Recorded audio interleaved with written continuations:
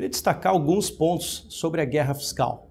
Tanto se reclama do problema da guerra fiscal e sempre que se fala em guerra fiscal se remete à ideia do ICMS, que é o imposto cobrado entre os estados. O problema é que a guerra fiscal ela vai mais longe no Brasil. Nós temos a guerra fiscal entre estados, temos a guerra fiscal entre municípios e mais, temos a guerra fiscal entre estado e município. Como é que isso ocorre?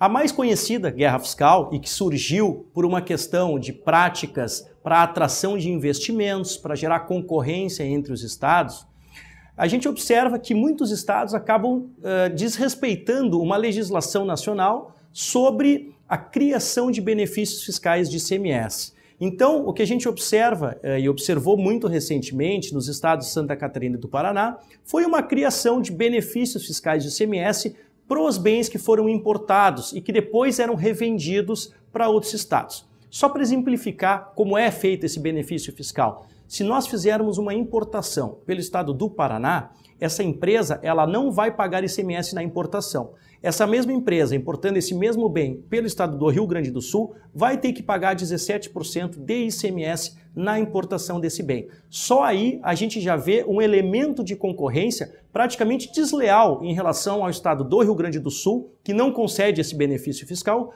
e o estado do Paraná. E aí vem a pergunta, o estado do Rio Grande do Sul tem o dever de dar esse benefício fiscal? Não, o benefício fiscal ele tem que ser concedido para estimular a economia, para estimular o desenvolvimento de determinados mercados. O que ocorre na guerra fiscal é que esses benefícios fiscais eles são concedidos de forma unilaterais, sem permitir que os demais estados também possam conceder esses benefícios. Esse é o primeiro problema que a gente observa em relação à guerra fiscal. O segundo problema diz respeito à guerra fiscal dos municípios. O que acontece? Na cobrança do ISSQN, que é o Imposto sobre Serviço, nós observamos que muitos municípios cobram o ISS de um prestador de serviço e outros municípios onde ou esse prestador tem sede ou onde esse prestador prestou o serviço também vão cobrar o ISS. Isso ocorre muitas vezes com os serviços de informática. Uma empresa de informática pode estar estabelecida em determinado município, mas prestar serviços em outros municípios. O que acontece na prática? Ela vai recolher o ISS no local onde ela estiver prestando o serviço. Mas o que a lei fala sobre prestação de serviço e sobre o local do pagamento do ISS nesse quesito? Na questão da cobrança do ISSQN, a Lei Complementar 116 estabeleceu um critério para evitar a guerra fiscal. Qual é esse critério?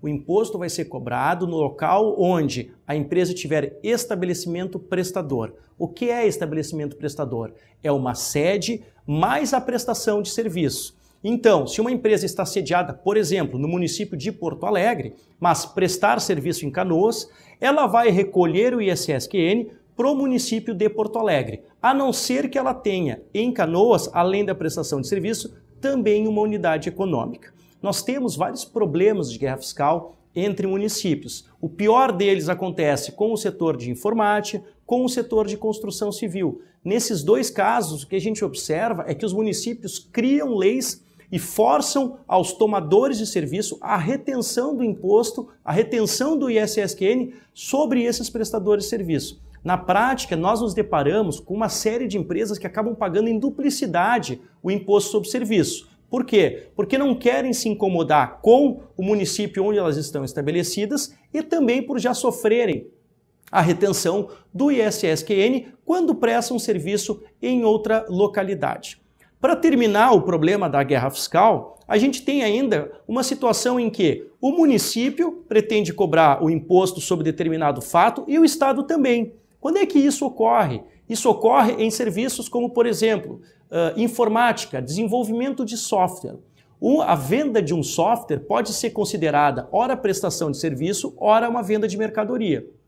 Essa questão, ela perdurou muitos anos no Poder Judiciário até se chegar num consenso sobre qual critério que vai definir se uma empresa que desenvolve software vai recolher o ISSQN ou vai recolher o ICMS. Se a empresa ela é contratada para desenvolver um software, ou seja, é um software por encomenda, é um software personalizado, o objeto desse contrato é uma prestação de serviço e o imposto devido é o ISSQN. Por outro lado, se a empresa que está vendendo o software, ela está vendendo um software em série como se fosse uma mercadoria, nesse caso, o imposto que vai ser devido sobre esse software vai ser o ICMS. O problema é que até nós chegarmos a esses consensos, a gente demora muito tempo em discussões judiciais que acabam acarretando um ônus financeiro muito grande para as empresas. O ideal seria, então, que o legislador, ao criar essas regras, essas práticas tributárias, que ele trabalhasse com conceitos mais claros e com regras mais simples.